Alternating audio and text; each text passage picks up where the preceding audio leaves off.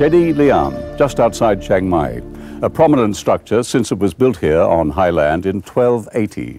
What was forgotten over the centuries is that a city lay nearby. In fact, it was the town that Chiang Mai replaced. One person very taken with the history of this mysterious area is a writer based in Chiang Mai for some 15 years now, and that's Graham Monaghan. Graham, do you have some idea why this city disappeared so comprehensively? Well, it was the result of an immense flooding, during which the river Ping, which is just to our left here, changed course. And this Chedi here, which was on the west bank, then became the east bank. There was also subsequent flooding, and you will see when we visit some archaeological sites the depth of this, and how they, for 700 years, this was thought to be a myth. It was nobody knew that it was here. It wasn't until 20 years ago that artefacts were found, and people realised there was something here. I mean, they started excavations about 1986. Now we know Chiang Mai means new city, doesn't it? Yes. Is this then the old city? Yes, this is the old. This was King Mengrai's original city, which was based on the river junction, which all trade was done, most trade was done by river. So it was a very healthy site, and also in this area is a very wealthy area because it's the Lanna kingdom. Lanna meaning 1 million rice fields. So it was a valuable piece of real estate. Yes. And it's sort of valuable again now, it would seem. Tourism has arrived here at this ancient city. But they're still excavating though, aren't they? Yes, they are. They began excavations in '86, and the Fine Arts Department apparently recruited quite a number of university students to carry out the work, and they've done a great job, and some of the excavations are remarkable. Now, what's the story on these carriages? Well, they're recent. They've only been here a year or two. They all come up from Lamphun, which is the only place in Thailand that has horses. Exactly. And I think it's a very nice way of seeing things. Well, we should see what this horse is capable of. These are comfortable seats. Pretty fit, and he may not get a start at Randwick, but he'll take out a much. Okay. So they've cleverly combined the local horses with this aspect of tourism, the newly discovered ancient city. Nice. Yeah, it is nice. We set off at a leisurely pace, but with our thoughts on the past, imagining this same area more than 700 years ago, when a proud new city of temples teemed with people who had won wars and developed a thriving society under their king.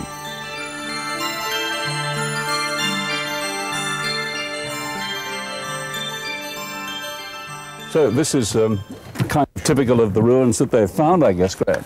Well, it's not actually typical because this is the only area where a Buddha image has survived. Well, that's an excellent image, that one, isn't it? It's huge, and as you'll see, the Buddha is depicted with long earlobes. So what style is this Buddha, Graham? Well, this whole area is Haripunchai style.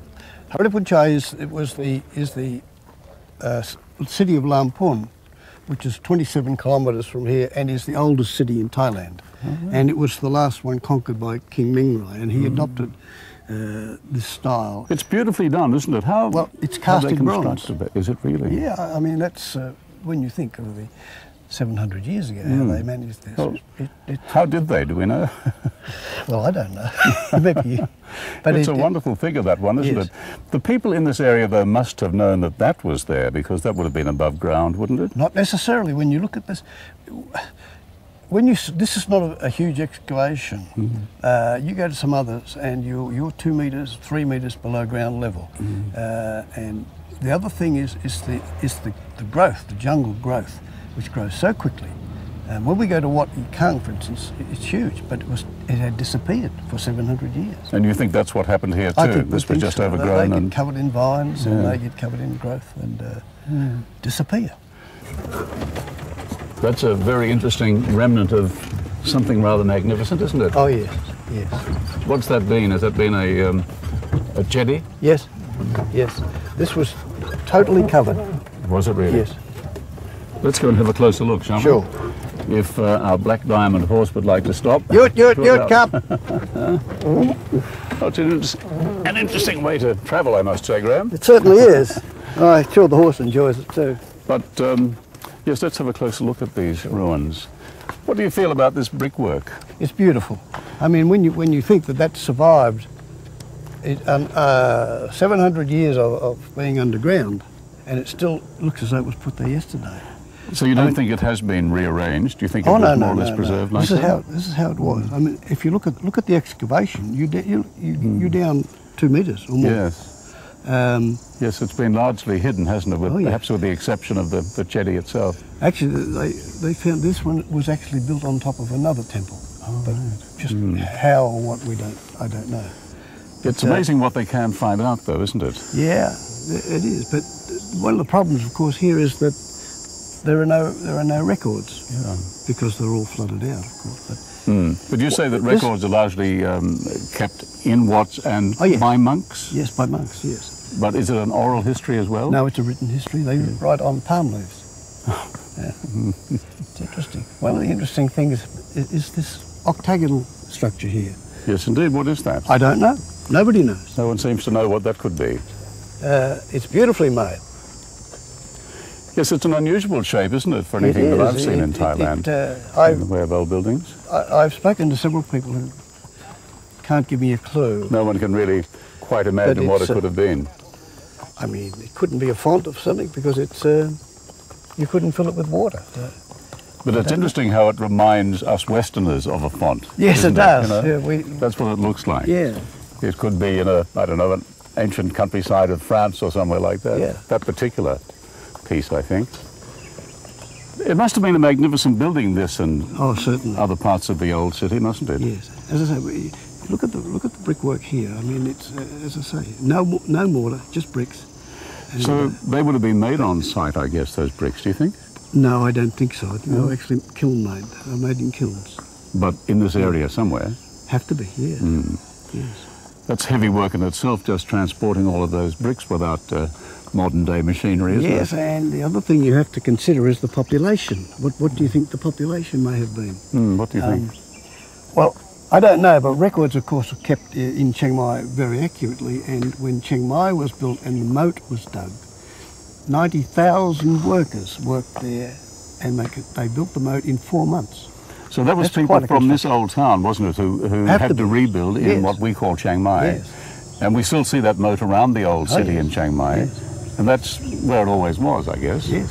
Yeah. 90,000 men? 90. Well, I don't know about men. I think you find the women there involved too. as well. Yeah. That's interesting in itself. But 90,000 workers, and they completed it in 4 months. They didn't have any rotary hose. No.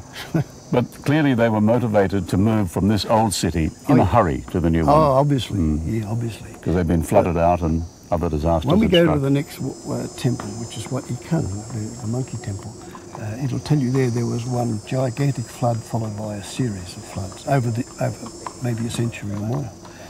So it just got deeper and deeper and deeper. And of course, how long do you think this area was occupied, though, as a city? Only about 10 years. It was not very long at all. It was built around about 1280, or thereabouts, 12. About the period and of abandoned in 1286. Chedi we saw. 86, 88, I think. Yes, which coincides with the foundation of Chiang Mai. Yeah. The work involved in reclaiming these ancient ruins has been considerable. Silt metres deep and a heavy cover of tropical trees and vines had to be removed to reveal the lost city. When they say impenetrable jungle, that's a reality. You cannot walk through it. It's been a wat. It's still a wat. Oh, yes. It's still called a wat, isn't it? And still used for worship, of course. I mean, you'll see offerings made here regularly.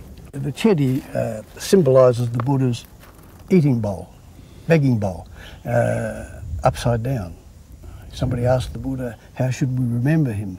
And he said, well, you can remember by just turning the bowl upside down. So that's why the Chedis are bowl-shaped. This is an interesting one, Rod, because this was completely covered. This was